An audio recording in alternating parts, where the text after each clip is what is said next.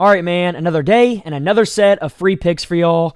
All I want to do before I jump into them is show you how we've been doing recently, because I really do think you're going to be impressed if you haven't been along the ride. And right here, you can see our record over our past 30 bets is 21-9 with a win percentage of 70%. Obviously, that's extremely good, and that is extremely profitable. We have made a ton of units in our free picks. And if you go down to just recently, in the last video, we went 2-1. This guy's game isn't over yet, so I just made it gray, but it looks like he's probably going to miss, so it's probably going to be a loss, but that's still fine. We're still 21-9 of our last 30 picks, and if we can stay at that rate going forward, we're obviously going to make a lot of money. So today, I'm trying to keep the streak going. I'm not going to ask you to do anything besides hit that subscribe button and hit that like button if you want more free picks just like this. And without further ado, let's go ahead and jump into the picks. So the first pick that I'm going to take a look at is we're going to go over here to the Rockets and Nets game, and we're going to look at Jalen Green, and we're going to take a quick look at his rebounds at this line at 4.5. Obviously, as you can see, his average on the season is 4.4, and then in his last 30 games, he's just hit this over 11 times, which obviously is a pretty low percentage to be at just 36.7. So that was the first thing I noticed. That's the first reason why it caught my eye. But when I kept digging into it more and more, it just continued to get better. And that starts with the fact that the Nets have a top 10 defense when it comes to rebounds allowed per game. And when you go ahead and add that in here as a filter, opponents rebound allowed, and you make it when Jalen Green is played against top 10 teams and rebounds allowed, you're going to see that his percentage is still pretty low at 38.5%. And then when you make it just top 9, it gets the outlier of the Grizzlies out of there, who allowed him to go over both times. So if you push it down to 9, you'll see that it drops off even more to just a 33.3% rate, where he's only hit his over 3 times in 9 games, and he's only averaged 3.9 rebounds whenever a team is top 9 in rebounds allowed. So obviously this is really good to see. And then when you add to that, I wanted to make sure I looked at what happened whenever Jabari Smith didn't play. So I took him out of the equation, and then you see that he has a 0% hit rate when he doesn't play. Obviously, it's a small sample size, so if we just go ahead and we move opponent rebounds allowed, he's still only hitting this line at 42.9%, which is obviously extremely low. And then once again, if you go and take a look at what he does when Jabari is out and when the team is top 10 in rebounds allowed, you're going to see that his percentage drops to just 20%. He's hit this over 1 time in 5 games, and all of this adds up to me really liking the under here. Now, you can also see when you scroll down a little bit that Props Madness, when they look at similar players to Jalen Green, they're not hitting their overs either. They're just hitting at a 13% rate. They're 1 for 8, similar players to him. And that stays the same when you go to position as well. Shooting guards just aren't getting very many rebounds against this team. And that makes a lot of sense considering the Nets are second in the entire NBA in rebounds allowed to shooting guards, as you can see right here. So when you add that to everything else I already showed you, and you take a look at that, it looks like the odds really are in our favor for him to go under this mark, and that's why I'm taking the under, and that's going to be my first official pick that I really am pretty confident in. Now, for my second pick, I'm going to stay in this same game, and I'm going to look at that guy, Keon Johnson, and what he does when it comes to points plus assists. As you can see, in his last 30 games, he's just hit this mark in 10 of those games, and on the season, he's just averaging 11.2, but I'm going to be honest with you, some of that is because earlier on in the season, he wasn't getting a ton of minutes. But now, ever since around this Jazz game, he started to get a decent amount of minutes, and that's when you really started to see him hit this over some. But what's great about that, in my opinion, is because of him playing more minutes and because of him hitting this over some, it's caused the sportsbooks to raise his line a little bit too much, in my opinion, and I'm going to show you exactly why. So, like I said, he's already hitting this at a pretty low rate. Even if you raise the minutes up to where he plays 25 plus minutes, he's still just hitting this at a 50% rate.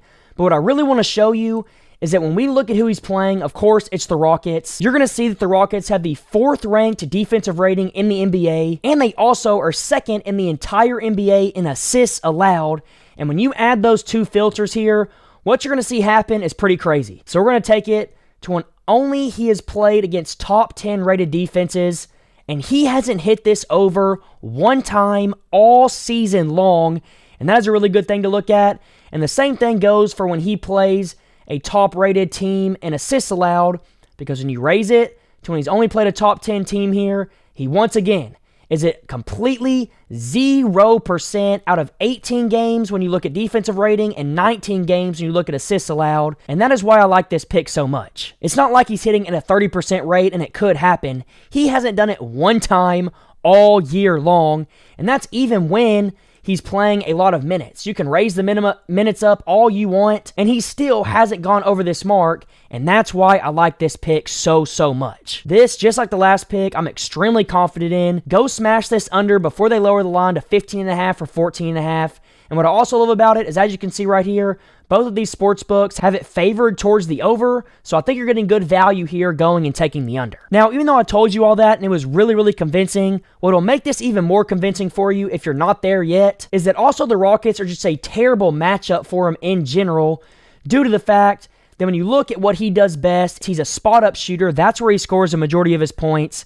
And the Rockets, as you're going to see, are the number 2 team in the entire NBA at not allowing points to be scored from spot-up shooters. I'm going to scroll down here, and I'm going to show you right here. Spot-up, he scores 35% of his points spotting up, and the Rockets are second best at stopping that. Now, of course, he also scores 18% of his points in transition. The Rockets are top half of the league in that, and that really just goes with why I like this so much, especially when you consider the Rockets are a top 12 team in threes allowed above the break, so threes not in the corner, and that's also where he scores the majority of his points. So I just think this matchup overall really isn't good for Keon Johnson. I'm taking this under all day long. So that's my second official pick. Those are 2 good picks that I really like. And then for my final pick, I'm going to go over to the Lakers game, and we're going to ride with that guy LeBron James to simply go over his points at 26.5.